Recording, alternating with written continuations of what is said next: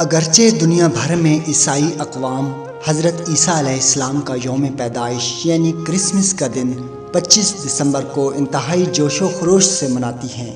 لیکن عیسائیوں میں کچھ حقیقت پسند مکاتب فکر یہ تسلیم کرتے ہیں کہ 25 دسمبر حضرت مسیح علیہ السلام کی ولادت کا دن نہیں، بلکہ یہ دیگر بت پرست اقوام سے لی گئی ایک بدعت ہے۔ فقط یہی نہیں بلکہ تاریخ کلیسا میں کرسمس کی تاریخ کبھی ایک جیسی نہیں رہی، کیونکہ جناب عیسیٰ علیہ السلام کا یوم پیدائش کسی بھی ذریعے سے قطعیت سے معلوم نہیں ہے۔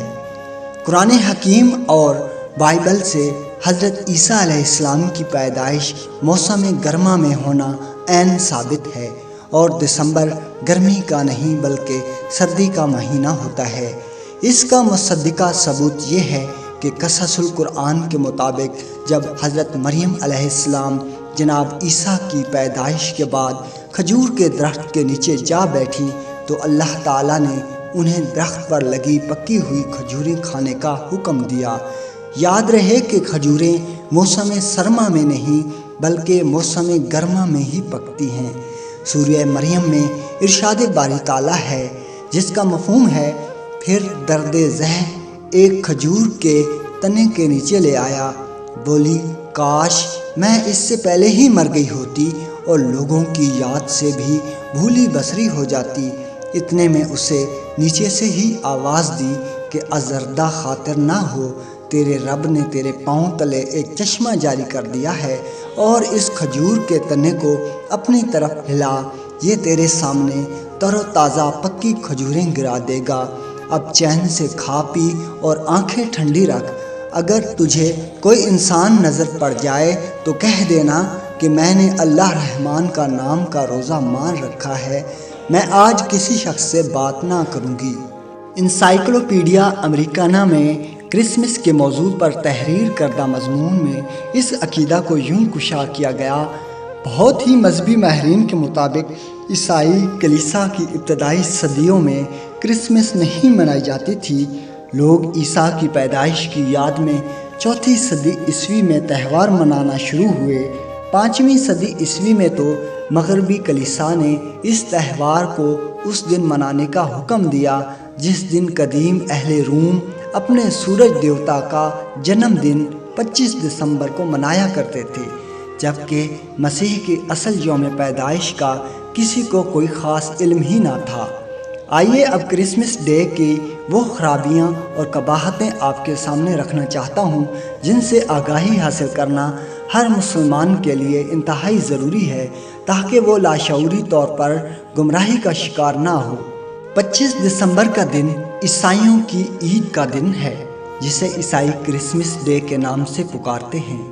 عیسائی عقیدے کے مطابق حضرت عیسیٰ علیہ السلام 25 دسمبر کو پیدا ہوئے، اور ان کے عقیدے کے مطابق حضرت عیسیٰ علیہ السلام اللہ تعالیٰ کے بیٹے ہیں، نعوذ باللہ۔ گویا عیسائیوں کے نزدیک 25 دسمبر کو اللہ تعالیٰ کے ہاں بیٹا پیدا ہوا، جبکہ اسلامی تعلیمات کے مطابق یہ انتہائی غلط عقیدہ ہے۔ کسی کو اللہ کا بیٹا کہنے سے کفر و شرک لازم آتا ہے، اور یہ اللہ تعالیٰ کو ناراض کرنے کے لیے سخت ترین کلمہ ہے، کیونکہ جب ہم لاشعوری میں کسی کو کرسمس کی مبارکباد دیتے ہیں تو ہم اس بات سے اتفاق کر رہے ہوتے ہیں کہ اللہ نے بیٹا جنا ہے، کیونکہ عیسائیوں کے عقیدے کے مطابق عیسیٰ علیہ السلام اللہ کا بیٹا ہے، نعوذ باللہ،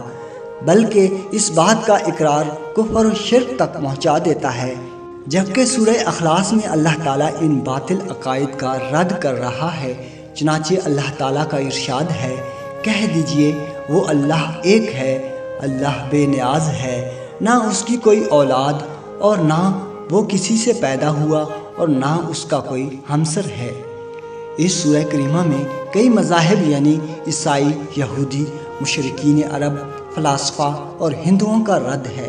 کیونکہ عیسائی حضرت عیسیٰ علیہ السلام کو اللہ کا بیٹا مانتے ہیں، یہودی حضرت عزیر علیہ السلام کو اللہ کا بیٹا مانتے ہیں، مشرکین عرب فرشتوں کو اللہ تعالیٰ کی بیٹیاں مانتے ہیں، ہندو کروڑوں کی تعداد میں مخلوق کو مانتے ہیں، جبکہ فلاسفہ کہتے ہیں کہ عقول و اشرا اللہ تعالیٰ سے نکلی ہوئی ہے اور کائنات کا نظام وہ چلا رہی ہے۔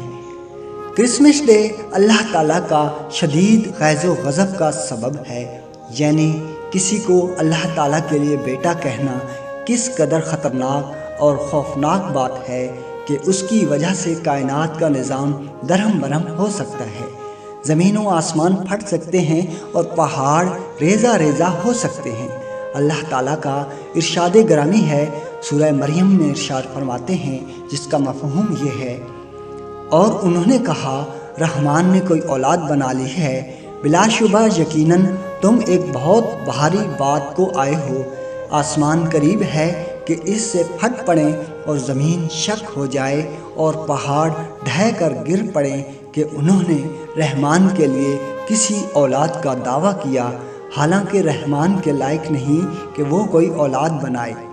ذرا تصور کیجئے اور ایک لمحہ کے لیے غور کیجئے کہ کیا عیسائیوں کو کرسمس ڈے کی مبارکبادی پیش کر کے ان کے کفر و شرک میں ہم شریک نہیں ہوں گے؟